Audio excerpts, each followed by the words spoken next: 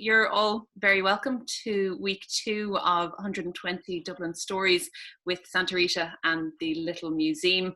It's lovely to see so many people joining us already. So before we kick into this week, just to introduce who I have with me this evening. So I'm delighted that Peter Murtagh of the Irish Times, formerly a writer, journalist, reporter, editor, and I dare say avid traveller, who has been a long-time supporter of the museum. I'm really chuffed that you've accepted the invitation to be here this evening. So thank you so much for joining us. Not at all. I'm chuffed to be asked. Thank you.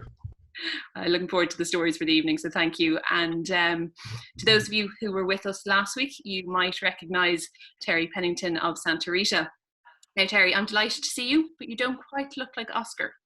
No, my apologies. I was thinking of dressing up, pretending to be Oscar in a costume, but I don't think I'd get away as his cousin El Tel. I think that would be rather obvious. But one of the obvious challenges about doing a live transmission is that things can go wrong. Oscar has had to pop back to the winery to oversee something in fermentation tanks. So I thought that might be his priority today. A little bit more upsetting for him because today is also a national holiday, and he was hoping to have an asado or a barbecue with the family at the close of the season. So it's going to autumn time there. So my apologies. I'm afraid you're stuck with me for the duration of this one. But I promise next week you'll have somebody far more intelligent, better looking, and far more coherent. Oh, well, no, I'm delighted to have you here. So thank you very much, Terry. And I guess before we jump into the evening, I might just pick up on that. You mentioned that there is a national holiday over in Chile today. I believe it's the Battle of Iquique. Iquique, yeah. I'm very impressed, and I'm sure Peter could tell you a lot more about this too.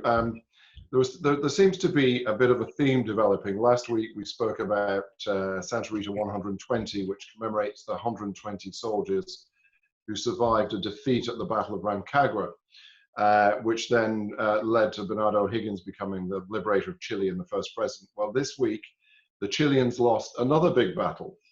So today, everybody in Chile is celebrating losing again towards the end of the 19th century, and there was the War of the Pacific between Chile and the combined forces of Peru and Bolivia. And there was a naval battle off the Principality of Iquique, on the Pacific Ocean side, obviously. And the Chileans endured, unfortunately, another glorious defeat with Arturo Prat, a very familiar, Arthur Prat, very familiar sounding name, being killed outright in battle as the leader of the Chilean naval force. But actually, rather like the other defeat in the Battle of Rancagua, it inspired many young Chilean men to join the services. He became a heroic figure. They joined up both to the army and to the navy services, and actually very quickly swelled to such a force that they went on to win that particular battle. Iquique sits actually in Chilean borders today. So another glorious defeat, but they're celebrating that glorious defeat today. Okay, so. And I guess on that subject of kind of celebrating unexpected moments and unexpected defeats. Peter, we're going to talk about your own relationship to the museum over the course of the evening, but I just wanted to start off by saying, I understand you had a journey yourself to South America at the start of this year that perhaps didn't go entirely to plan. You might just tell us a little bit about what you were planning and what happened. Well, I retired formally as an employee of the Irish Times just about a year ago. Now it was on April the 11th, 2019, and so I am now a man of leisure in glorious retirement. And one of my projects in retirement was to ride a motorbike from Tierra del Fuego to Alaska. I've been a biker for a number of years, and I also like adventure and I like travel. And this was certainly going to be a big adventure involving an awful lot of travel, about 50,000 kilometers all told. And that's what I was doing when the coronavirus pandemic caught up with me. I left Ireland on, I think it was March the 5th or 6th, went to London. I had sent my motorbike on ahead of me by air freight to Buenos Aires, and I arrived in Buenos Aires on March the 7th or 8th. And on the 10th, having collected my bike, I started heading south across the Patagonian desert, following the Argentinian Atlantic Ocean coast, essentially, and riding right down to the Chilean border at the bottom of the Americas. And it was quite, it's funny kind of to cast one's mind back to that moment. I don't think we had a death in Ireland prior to my departure, but I may be wrong in that. I know it was coming. The virus was coming. We knew it was coming. The Italian story was very serious. But I don't think it had hit us in anything like, we now understand. And so I went through London, arrived in Buenos Aires. I remember the lady I stayed in a little boutique hotel on the outskirts of Buenos Aires, and she had hand sanitizer gel on her desk. And I remember noticing that. Mm-hmm. And as I went south, it was about 3,000 kilometers down to Tierra del Fuego. And each town I went through, or each petrol station I stopped at, the presence of things like hand gels and face masks and petrol pump attendants wearing plastic gloves became more and more evident. And just before the Chilean border, about 200 kilometers, at about 4 o'clock in the afternoon, in a petrol station with some other bikers that I had met, a guy from New Zealand and a couple of guys from Brazil and Argentina, the word came through, the border's closing. And so they were all turning around and heading back, saying, we're not going to carry on. And I thought, hell, I am going to carry on. So I made a dash for the border, got through just before midnight, and was now in Chilean Tierra del Fuego, if you like. Magellan's Tierra del Fuego is the name of the province, the region. And I think at that time they announced the border was going to be closed for about 2 weeks. And I had a number of things I wanted to do down there, a couple of hikes and some camping and some exploring and touching base. You mentioned the Latin American Irish connections. There are several down there. And I wanted to explore that, and I would have been writing about that in the Irish Times and on my own website. And I thought, well, this will all be over in 2 weeks' time, and the border with Argentina will open again, and I can head back up north on Route 40 and back into Chile, because the extreme south of Chile is actually cut off from the rest of the country by the Andes and the South Patagonia icefield. But of course, we all know the border didn't open in 2 weeks. And so Chile and Argentina and all of Latin America, from kind of the middle of March to the second week of April, just closed down more and more and more. And as my options receded as to what I could do, by April the 2nd or 3rd, it became obvious that I really could not go anywhere. I couldn't get out of where I was.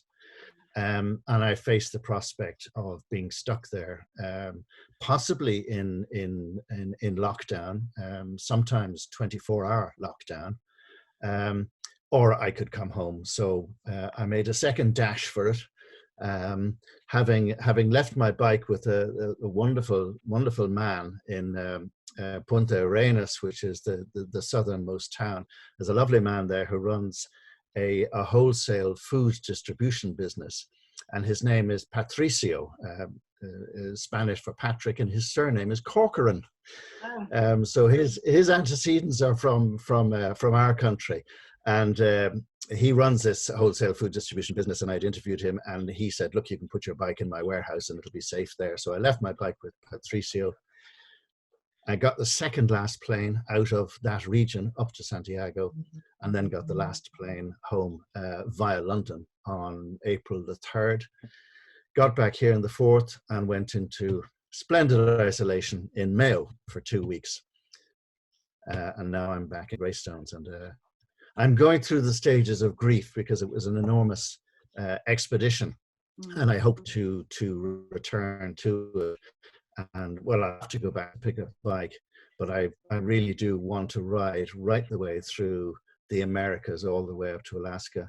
And of course, when I do it, it'll be through hopefully a region recovering from the effects of coronavirus. And that'll be a somewhat different story to tell, but there'll be certainly lots to write about when I do get back. Absolutely. And I think the fact that, as you said, your bike is sitting there and waiting. Yes. Give you a very tangible excuse to kind of... Yeah, my bike, my helmet, all my gear, my tent, my cooking equipment, because I was going to do a lot of camping and a lot of hiking.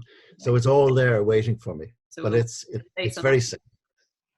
It's so I guess kind of to anyone who's with us now this evening, if you have any questions for Peter or indeed Terry over the course of the evening, please type them into the chat function here and we'll make our way through some of those questions. But I guess before I ask you a few more questions, Peter, Terry, I'd love to just ask you about the wine that we're tasting this evening. Oh, so sorry. For what we actually are going to be doing and sampling while we're having a chat about some stories. Good point. I'd forgotten even to pour myself a glass. So this evening we're going to have, on the theme of the family genetics of Cabernet that we talked about last week, we had a bottle of Cabernet Franc, which I talked about being the father of the genetic line. And this evening I've poured out a glass of Sauvignon Blanc, which is effectively the bride of Cabernet Franc. So this combined, which we'll go into later into next week, with the team is the combination, the genetics that makes up Cabernet Sauvignon. So this is from Chile's oldest winery called Carmen, named after the wife of the founder, a gentleman called Mr. Delanz, or Mr. Lanz. His wife is Carmen. In her honor, in 1850, he created the winery.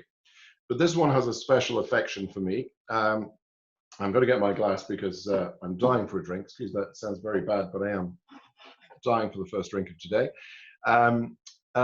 This wine actually came out of a colleague of mine, a former colleague of mine, a gentleman called Michael Taylor. And a lot of people will know Sauvignon Blanc, particularly from New Zealand. And we've heard a lot about New Zealand Sauvignon Blanc. But this originates also in the west coast of France, like the Cabernet Franc. So we'll see it both in blends of white Bordeaux wines, which are not quite so popular here, but really worth a try. And in places like the Loire Valley with a wine called Sancerre, but has really become famous in New Zealand, but also in countries like Chile and Argentina. And my colleague at that stage was talking about how successful New Zealand had been, and we make good, very good Sauvignon Blanc in our perspective in Chile, albeit a different style. So we decided to make this wave, which celebrates everything to do with the ocean, the Pacific Ocean. And the original project was actually named after the individual who from Dublin who was talking about this. So it became christened Taylor's Bay. But for trademark reasons, we weren't able to use that. But our winemaker actually is a huge surfer and very much like most people in Chile, very conscious of the environment. And we talk a lot about this word sustainability. So as a keen surfer, he talked about the influence of the Pacific Ocean, obviously on our vineyards. So this is made in a region called Casablanca, very close to the ocean. So it has very cooling influences during the night, which gives a lot more flavor and aromas to the grapes, a lot more phenolics. And as surfing, we call this Carmen left wave. And left wave refers to a surfing term. As you can see, I'm beautifully athletic at the moment and clearly surfing every day. But surfers talk about the left wave as being the regular wave that you surf on. But the right wave is a rare wave. And for that, we also make a red version called Pinot Noir from a terrific area called the Leda Valley, also very coastal. So this is left wave Sauvignon Blanc. It is a crossover, I would term, between Chile and New Zealand. So it has very much influences of Chile, but it is not so straightforward to pick it out as a typical Chilean example of this wine. And even little things, the bottle, we use a different shaped bottle to most wines that come in. But I think this is great. It's designed by the very nature to drink on the beach or drink in sunshine. It was, as you know, outside our houses, Sarah, it was a beautiful sunny day earlier. And but, you know, this is really a sunny day wine, fabulous with fish and shellfish and even some salad. So really an everyday, as you're a vegetarian, certainly with light salads, fantastic too. So a really good example for me of Sauvignon Blanc. Cheers, everyone. Cheers. So I guess one gentleman has asked here, Peter, if you enjoyed your time in South America. And I guess the first question I was going to ask you here, I guess you might kind of incorporate those two answers together. I was going to ask you about your first experiences of the little museum and what you remember, or, you know, was there an experience that particularly stood out for you in the early days, an artifact you remember, or indeed an experience hosting or participating in delivering a lecture? I know a lot of our attendees here this evening would actually have attended and may indeed have attended your lectures in previous times. Well, to answer the man, did you say it was a man who asked the question about South America? I believe so. Yeah. Yes. Well, to answer him, the answer is yes. I really enjoyed it. That was my, I think, third time to South America, and each time I have liked it. And certainly this time I liked it enormously. And one of the things I would remember in terms of just responding to that question was that I came in touch with the authorities quite a few times, both in terms of just passport control and customs, and getting the bike through customs in Buenos Aires was quite complex, but I had friends there who helped. But apart from that, police along the way, I stopped several times to talk to police, and a couple of times I was stopped and they would talk to me, and I was stopped by the military in Chile, who were on sort of coronavirus duties. And they were all just really nice and really friendly and really professional. And I know lots of people from this part of the world sometimes think of South America as a place where the authorities can be, a bit dodgy, if you like. And I found absolutely none of that at all. And as regards ordinary people, all of them are really friendly and really interested in you and where you've come from and why you're there and where you're going. So it was all good. And when I get back, I'm sure it'll be all good again. And I really look forward to that. Actually, Peter, on that, sorry, I have multiple questions simultaneously asking, what bike did you use? One gentleman is considering a comparable trip, and without getting into too much detail on the specific technicalities of the bikes, he's considering a Yamaha T700 or similar. I was wondering what you're using. I have three questions. Okay, well, I can't say anything about the Yamaha T700. I'm sure it's a terrific bike, but I'm very friendly with a fellow from Belfast called Jeff Hill, and Jeff is a long-standing biker, and he actually writes the motorcycle column for the Daily Mirror, and he's written lots of books about biking and what have you. And one of the things that Jeff says is that he knows absolutely nothing about motorbikes and absolutely nothing about biking. And I very much take my cue from Jeff. I really don't know much about bikes. I have been riding for a long time, and I think I know how to ride, and touch wood, I've never had an accident and never want one. My bike of choice is the BMW R1200 GS Adventure. That's a bit of a mouthful, but if I say that it is the bike that Charlie Borman and Ewan McGregor rode around the world in their epic trip called The Long Way Around, it's that bike. It's a bike that's absolutely made for extreme long distance riding, sometimes roughing it. It's very, very reliable. I've ridden them for about 10 years now. The one I have at the moment, which is languishing in the warehouse down at the bottom of Chile, is quite new. It's only about 3 years old, I think. It's got very little on the clock. I bought it from a chap in the UK. I rode a bit before I went abroad, and it just performed absolutely flawlessly. And it's very comfortable for both viewing the countryside and being aware of where you're going. Like, you're not down, bent over the tank. You're sitting quite upright, so you're aware of your surroundings. You can view your surroundings, and it's good for long distances. Beautiful. And then, so to ask you to tease out about the museum, your own first impressions of the museum, yeah, anything that stands out in memory. Well, where it is, for a start, it's a fantastic location, and it's not a great big statement building, if you like. It's what used to be a house. on St. Stephen's Green, which is unusual enough.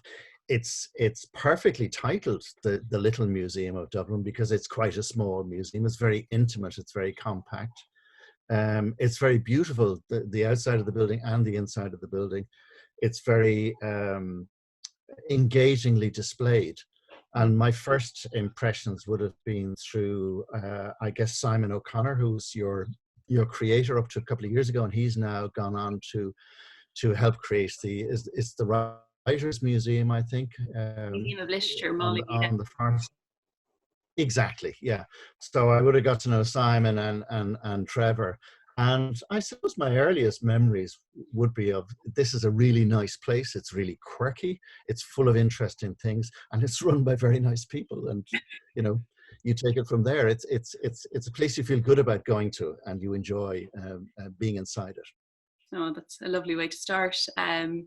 Terry, I've got a couple of people asking here. I've one gentleman asking what vintage you're tasting this evening and what the alcohol is. But then also, what type of notes and flavors do I get when I'm... Okay, so, well, the one, in fact, I went to 2 different stores and bought more than 1 bottle just in case, because one has to, of course. So the one I have is Wave Sauvignon Blanc from 2019. We did talk last week about the influences of vintage, and actually on this type of wine, you do get some vintage variation from year to year.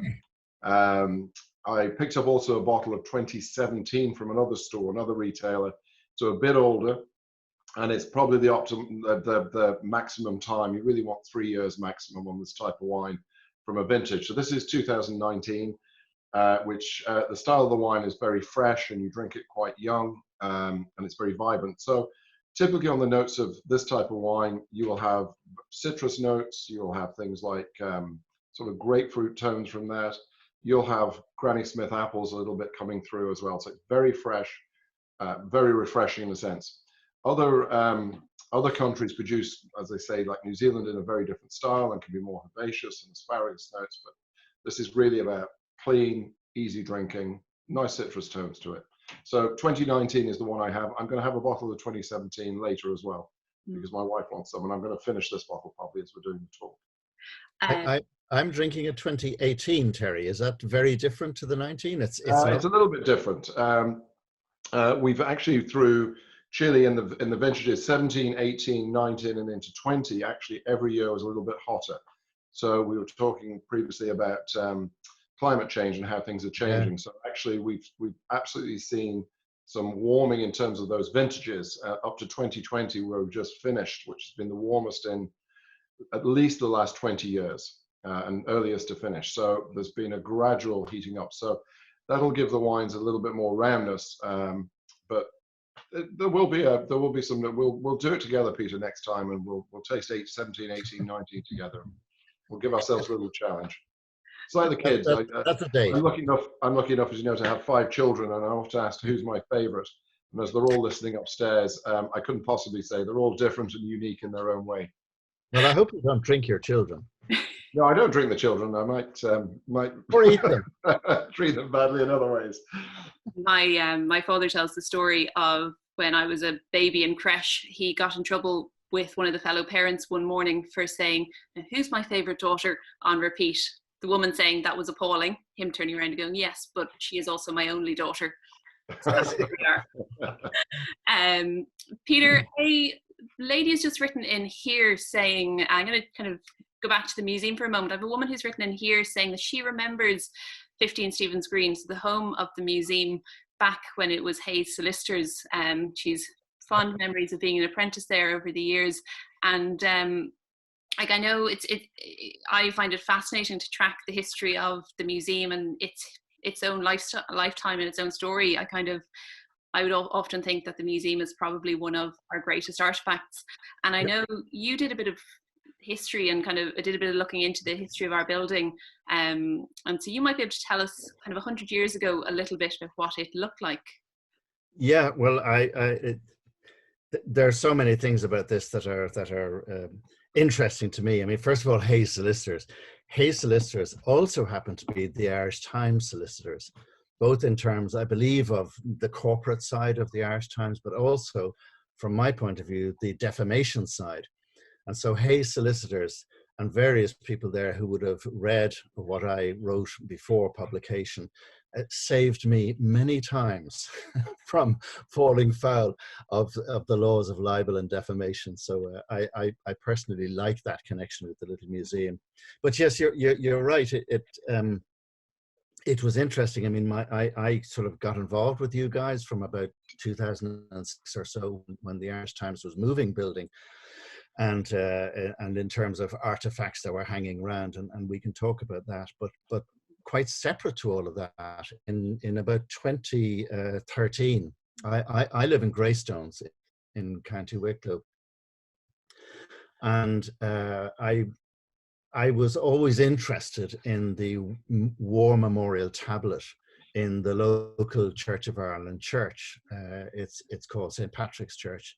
And like many Church of Ireland churches around the country, there is a reference to the war dead of the parish. And so it is in Greystones. There are 22 names on this memorial.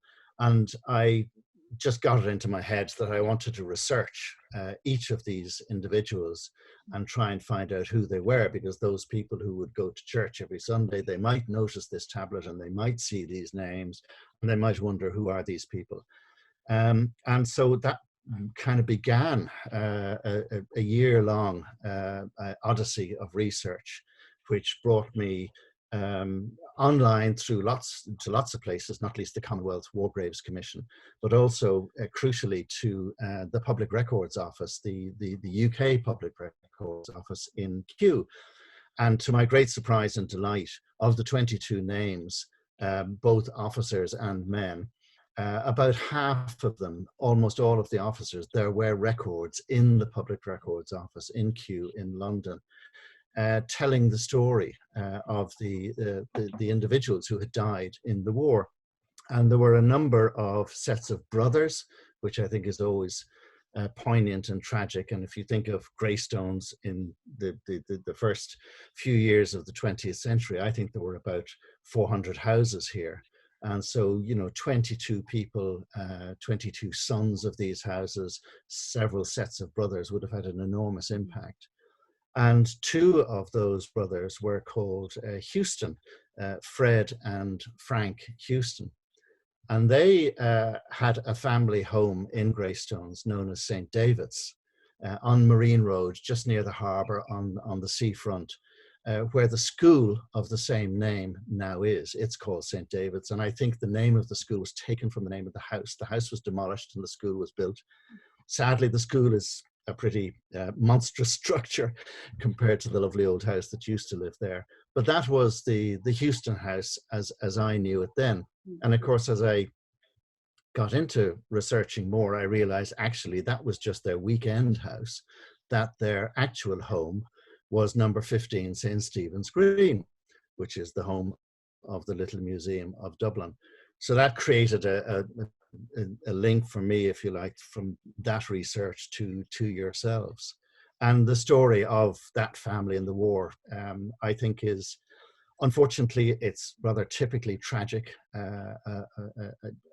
about the war and about what happened to very many families. Yeah, I remember seeing that we actually had an artifact in the museum on display in the Irish Times room that talks about when that house eventually went up for sale, when the museum's home went up for sale, when the family was eventually moving out. But Yep. I think I'm jumping ahead of myself there a little bit in terms of... Well, of course, they did move out. And I mean, the actual story, to be specific about the family, is there were 5 people in the family. The head of the family, the man, the father, if you like, was Dr. Francis Houston. And he was a surgeon in the Adelaide. So you can imagine the little museum there is on the north side of Stephen's Green, top of Dawson Street. And he would have looked out your wonderful upstairs windows right across towards the Adelaide and towards the Royal College of Surgeons, where he also had a position. And he was married to Frances Letitia. And to the best of my knowledge, she was his wife and the mother of the children, and she didn't work outside the home, but this was Stephen's Green was their family home. And they had 3 children. Rather confusingly, Dr. Houston is called Francis, his wife was called Francis, and their daughter was called Frances. And they had two sons, two twin boys, Frank and Fred. And that was their home. And as I say, they had this weekend or summer retreat in Greystones called St. David's. And when the war broke out, Fred joined the Royal Irish Fusiliers, and he was a second lieutenant. And I think at the time he was a student, and he was sent to Gallipoli, and he took part in the landings at Suvla Bay in July 1915. The landings began at Cape Helles in April, and they went on then through the year and culminated in July and August with the complete disaster of Suvla Bay. And poor Fred, he lasted 9 days on Suvla Bay. Been there since, and you can see the beach and the flat area behind the beach where they landed. And they were massacred there. Many of them actually dying in the fires that consumed the brush in the bay on the land behind the beach, and that's where he died. It's not entirely sure how he died, but he appears to have died heroically because he was awarded the Military Cross pretty much on death, which was not uncommon in the First World War, and his body was never recovered. And in the archives in London, there are a series of letters and exchanges and telegrams, many of them to your house in St. Stephen's Green, others to Greystones, where Surgeon Houston is trying to find out what happened to his son, because the first telegram is very typical of the time. It says, you know, your son is missing, and we're not sure. So he replies, have you more information? And they come back, not yet. And then there's word of, well, he may be in hospital in Malta, he might be in hospital in Cairo, and this goes on for some time, and he never properly gets an answer. And then in November 1915, only a few months after his son has gone missing, Mr. Houston, Dr. Houston himself dies, presumably of a heart attack. And in the Adelaide hospital archives in Trinity, there are two photographs, one showing a young Dr. Houston and the other showing him much older. And he died at age 59, and he looks to me as though he was in his 70s. I would feel certain that the anxiety and the stress of his son's fate would have weighed heavily on him. And shortly after his death, there are then letters written in St. Stephen's Green from Frances, the daughter, taking up with the War Office the search for information about her brother and how he died. And then very soon afterwards, the other brother, Frank, who was in Canada, he was slightly, probably a very interesting character, a little wayward. He was interested in engineering. He went off to Canada. He was sort of messing around there, as lots of young people do these days. But he joined the Montreal Regiment, and he was in the Western Front. And lo and behold, in April, doesn't a sniper's bullet take his life on the Western Front near Arras. So from July 1915 to April 1916, Mrs. Houston, Frances Letitia, and her daughter, Frances, lost husband, father, and twin brothers in a matter of months. And it must have been absolutely horrendous tragedy for one family, but one that was replicated through so many families. And they left, as you mentioned earlier, they left Stephen's Green. They put the house up for sale. They did the same in Greystones. They went to England for a time, and then they went to Canada, where young Frances found love and got married and had two boys, but they never came back to Ireland. And I think so many people of their background and whose fate it was to have their family ripped apart like that in the war. And I think many of them never quite recovered and left. Of course, and I think that's so understandable for quite a number of reasons. And I think it's, from our perspective, it's an amazing thing that your research led you to that finding and that piece of information, because there's something really special about having a museum that's a museum of the people, based in a townhouse that was once a home, but also for us to actually know and be able to tell their stories. Like, I know it is something that we would occasionally touch on in visits when people come in and actually spend time in the museum. Like, I know it's in kind of evening events, it's a talking point that people are quite curious about, because you look around this beautiful building and you really do want to know the backstory. Terry, I'm going to come back to you for a moment, and then I'm going to ask you to chat to me a little bit about the Irish Times, Peter.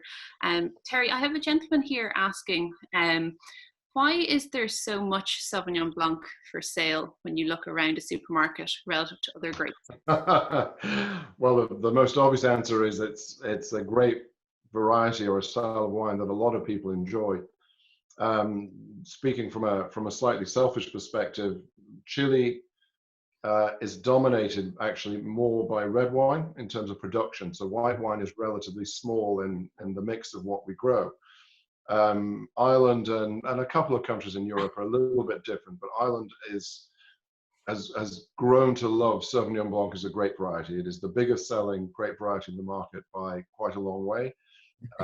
It's not only biggest of the whites, but also of the reds. And I think partly because there's a style that people can have some affinity with. They find something they like and they tend to stick with it a little bit. But there are many different styles of it. So I guess quality and the price in this market is very competitive. Despite the environment where we have pretty heavy taxes on wine, you know, it's still very affordable and it's simple for people to understand. And using a grape variety is a lot easier than a lot of countries that are talking about an estate or a chateau or a piece of land. It's something that people can relate to, I think, a little bit more. Okay, that's fair. And actually, another woman was saying earlier that she had a map out and was looking at Chile on it, and she was wondering if you could explain roughly where within it as a country I saw that question. I'm delighted. I'm delighted you asked. So Chile is this very tall, narrow country, as Peter will testify. It's it's around 5,000 kilometers north to south. What we call the central part of Chile, which is around 900 kilometers from north to south, and this very narrow width between the two key influences, which is the Andes Mountains that Peter referred to. So this very high, long mountain range, and the very cold Pacific Ocean. It's a narrow strip of land. So within about 900 kilometers north to south is where we grow wine. And almost the city of Santiago, the capital, is central to that. So it's more or less in the middle.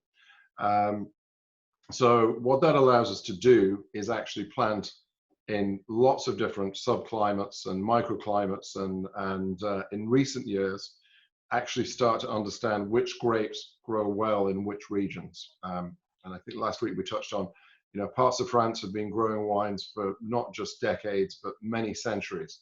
And they've refined which grapes work best in which particular area. And that's where Chile is developing. So this particular wine we're talking about comes from the Casablanca Valley, which is towards the Pacific Ocean from Santiago.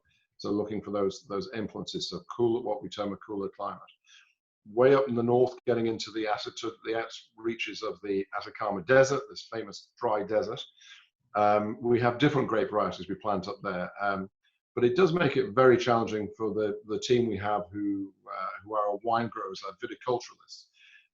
Their mileage or the kilometers on their vehicles each year is extraordinary. Our head viticulturalist Gerardo was telling me he does about 170,000 kilometers a year just visiting, and we have regional heads. So it's geographically, I can't get the word out, geographically pretty challenging. But it gives us great diversity in that sense. But more important today for me, is a sense of place. Which grape varieties work really well in which region, and that's developing and evolving in Chile at a super rate. Fascinating, and that must be quite interesting when you are, as you said, in the kind of the newer regions where it is still evolving rather than kind of largely historically preset. And I should say, yes, on that theme of climate, actually, we're moving further and further south as effectively warmer temperatures are coming in. We're moving down towards the Antarctic influences, so that Magellan district that Peter referred to. So, and we're looking, our research team is now looking at not what's going to happen in the next 10 to 20 years, but actually the next 50 years. So actually it's the next, not the next big thing, but the next big thing that we're looking for. So it is, research is hugely important, but you know, we're agricultural, and nature plays the most important role in all of this. Okay, it's wonderful. It's really fascinating to hear little bits more about it as the kind of the weeks are unfolding. So thank you for that.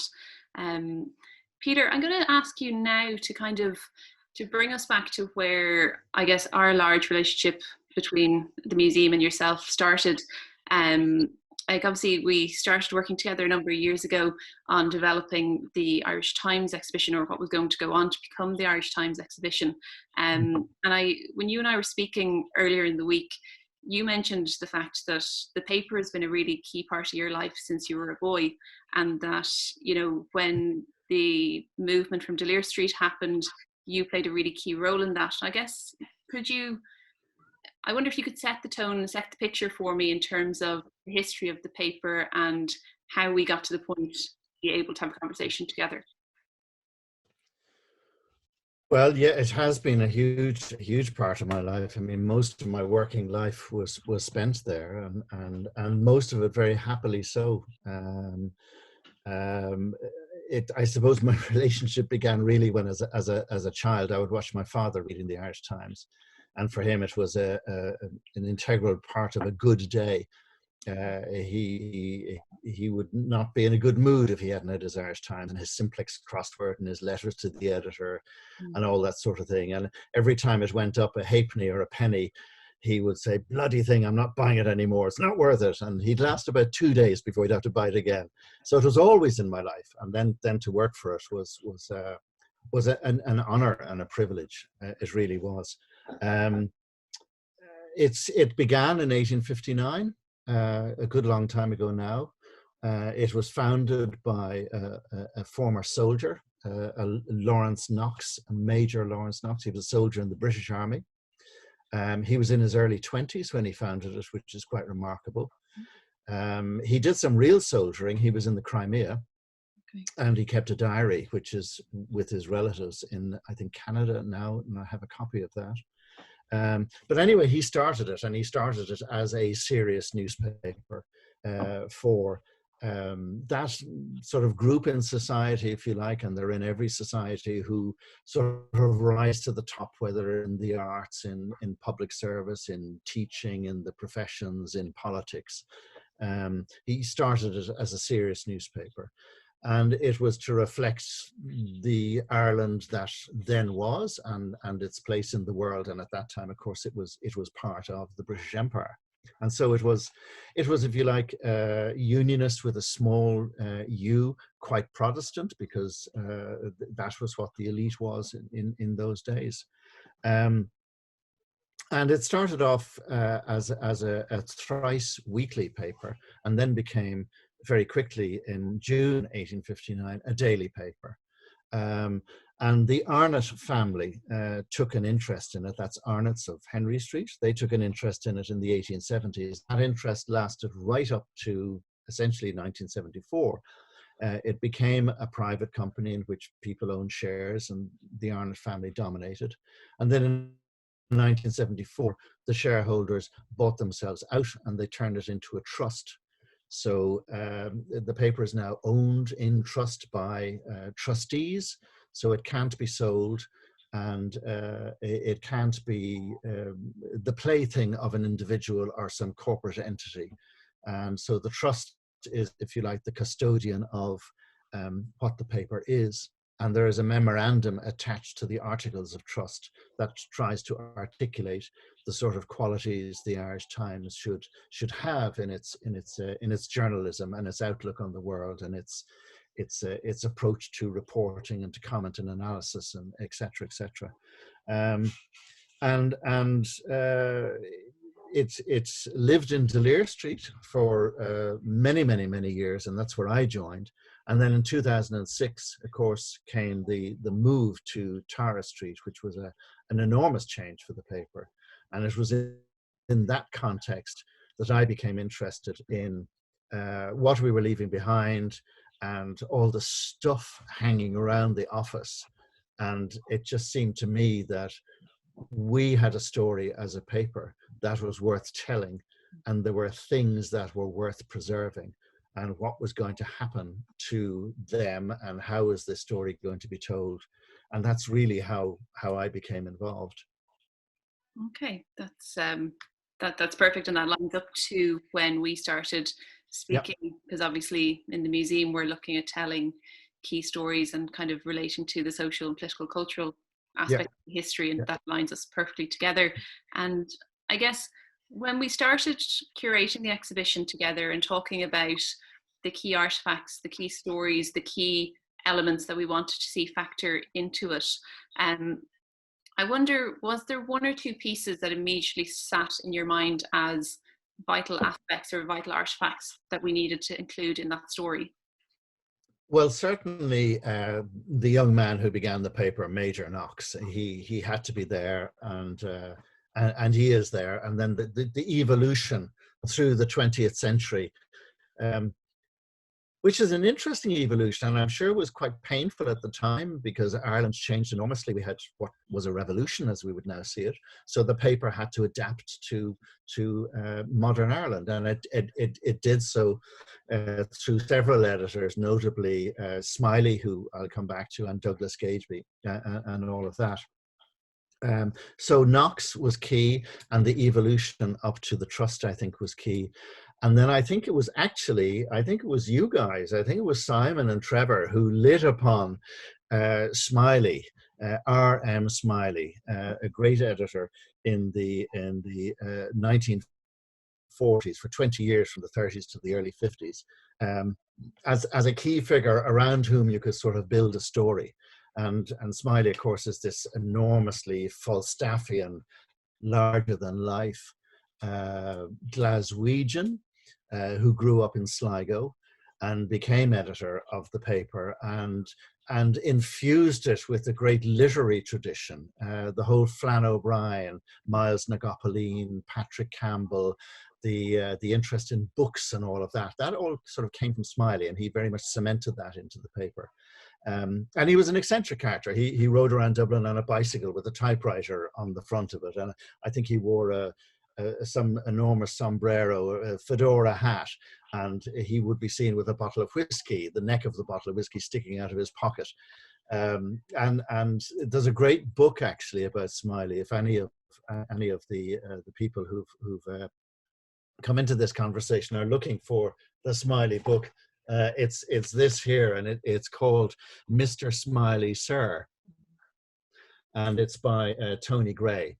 And it's an absolutely hilarious account of Smiley's editorship and how he conducted himself, and the changes he made. And Peter, I actually... Yeah, go ahead. No, my apologies. I see a comment that someone has written in here mentioning that they themselves were on the board of the Irish Times for quite a number of years, and they say they can't remember a journalist whose retirement was more greater regretted than your own. So well, that's a very kind comment, and totally unmerited. There are lots of other people, well, that's very nice. But I mean, to get back to your sort of original question, I had sort of collected bits and pieces, and it was where these would go, and you guys came along with a great idea of having this room. So to answer your question as to what kind of key bits are in there, I mean, I think the story itself of the paper and the various bits and pieces that add to that. But one of the things I did was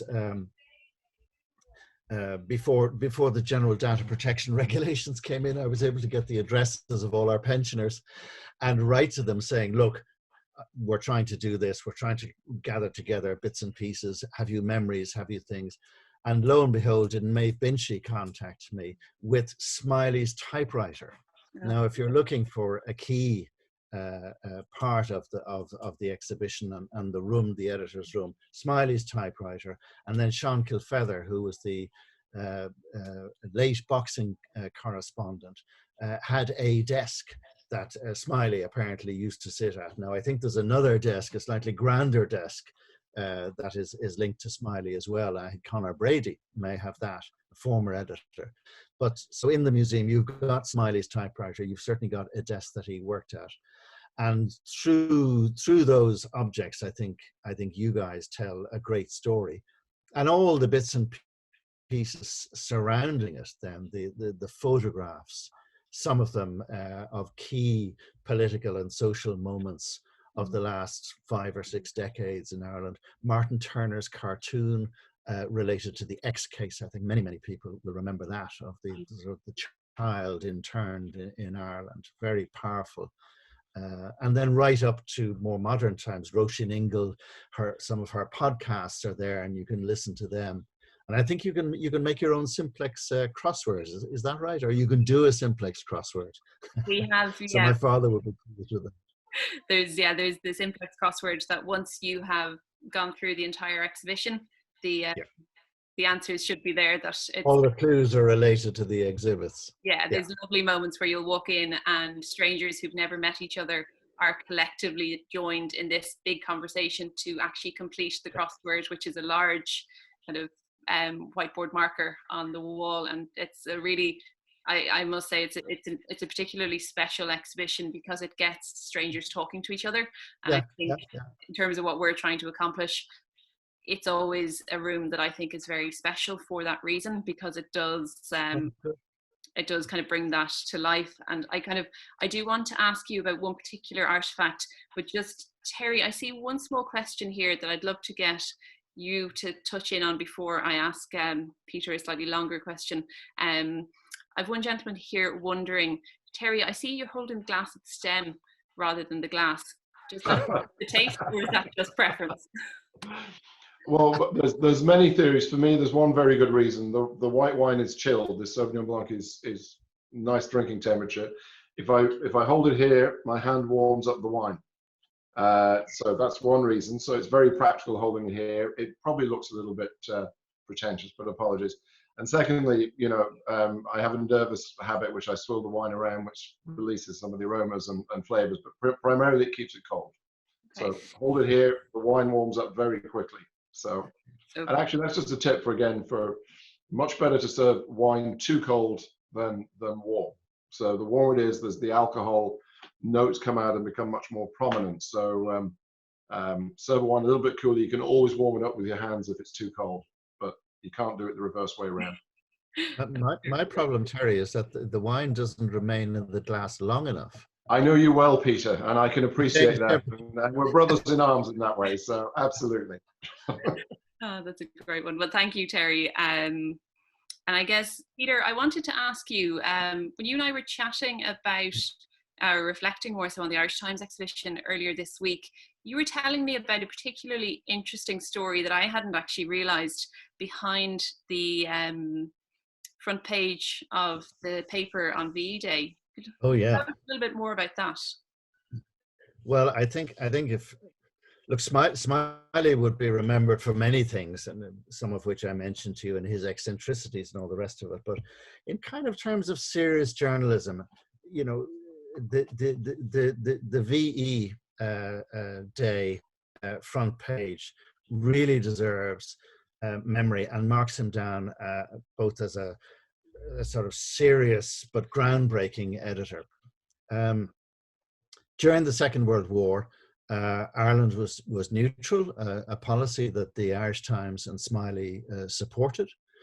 But it did mean that there was institutional censorship of newspapers, and each day the censor would work sort of side by side with journalists in the Irish Times and curtail certainly, some of them absolutely ridiculous, weather reports and all sorts of nonsense. Some of them, from the point of view of the censor, you could understand even if you didn't agree with. On the VE Day edition, the May Victory in Europe Day edition, the front page was made up. The censor had a look at it, said that's fine, went home, and it was the usual front page of those times. Very few illustrations, only tiny, what we call a single column photographs. They're almost postage stamp size photographs, and they were scattered around the front page. And they showed the Allied leaders, and the headline was "Peace Today in Europe." And so that was fine. And when the censor had gone home, Smiley, it said he returned to the office, and if he did return, he probably returned from the Pearl Bar, but he may have remained in the office. I'm not sure if that's entirely accurate. But he remade the front page is the key thing, and he rearranged the photographs so that they started in the top left-hand corner of the front page and went diagonally down before climbing diagonally up to the top right-hand corner. In other words, making a V sign. And the photographs were of Eisenhower, Truman, Stalin, Field Marshals Montgomery and Alexander, King George of Great Britain, and of course Churchill. And so the front page was a V for victory sign. And I think some people regard it also as Smiley's reverse V to the censor, that you're not going to stop us saying what we really think about this, that this was an enormous moment for Europe, and it was a glorious and great victory for the forces of good over evil. But that front page, you asked about treasured items in the room. When word got out in the Irish Times that I was trying to collect stuff, I would get phone calls from the switchboard to say, oh, so-and-so has found something in such and such a room. As D'Lear Street was a warren, and people would find things, and they would always find their way to me. And the switch rang me one day saying, there's a man downstairs and he's got a cardboard box, and there are some old newspapers. Would you ever go down and talk to him? So I went downstairs, and there was this youngish man, I think in his 20s or 30s, and he had a cardboard box full of old newspapers. And one of them was an original of this VE edition of the Irish Times, and written across the top of it in pencil was the line, "Do not destroy." And this was found by this young man in the attic of his father, who had just died. So here was an extraordinary front page from an extraordinary time, produced by an extraordinary editor, that this reader of the Irish Times, and to my shame, I have lost his name.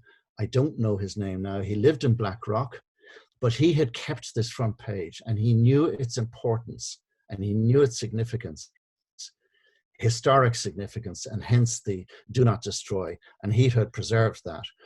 And that is now the front page in your museum. And if anyone knows this young man in Blackrock, or knows the family, or knows this man, I'd love them to get in touch with me, because I'd love to think that his name would be beside that front page, and he would be acknowledged as having preserved that particular front page, because it's worthy of preservation, and his little role in that is worthy of note. So if anybody wants to get in touch with me, they can. Peter Murtagh 1953@gmail.com, and I'll pass on the information to you guys.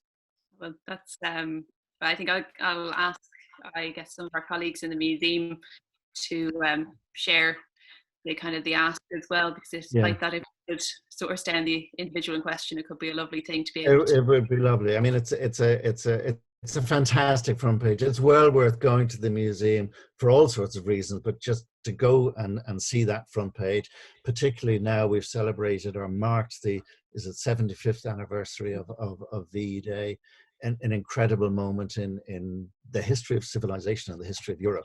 And it was an incredible front page. And it's there in your museum with that little note on top of it. So I think it's a lovely story, and your museum is full of small details that tell big stories, which I think is one of the things that makes it special. Well, thank you, Peter. And I think that's a really perfect story to conclude this evening on. I've really thoroughly enjoyed the conversation. Thank you for being so open with the stories that you shared. It's been really fascinating to both of you. Thank you so much. I will send a note around following this session with information on next week. Next week we're going to be joined by a really wonderful a woman who's been a long-time supporter of the museum and has been a great support to me personally in her role as a board member in the Little Museum. The noted archivist and social commentator Katrina Crowe is going to join us. So you'll be familiar with, I'm sure. Terrific lady, terrific. Wonderful. So Katrina's going to take some time and she's going to reflect with us on some of the artefacts within our collection and to talk about this idea of ordinary objects and unique stories and the material culture behind them. So it'll be a bit of fun to actually deep dive and talk a little bit more in detail about our collection. And then I guess, Terry, from the wine tasting perspective, what are we going to be doing next week?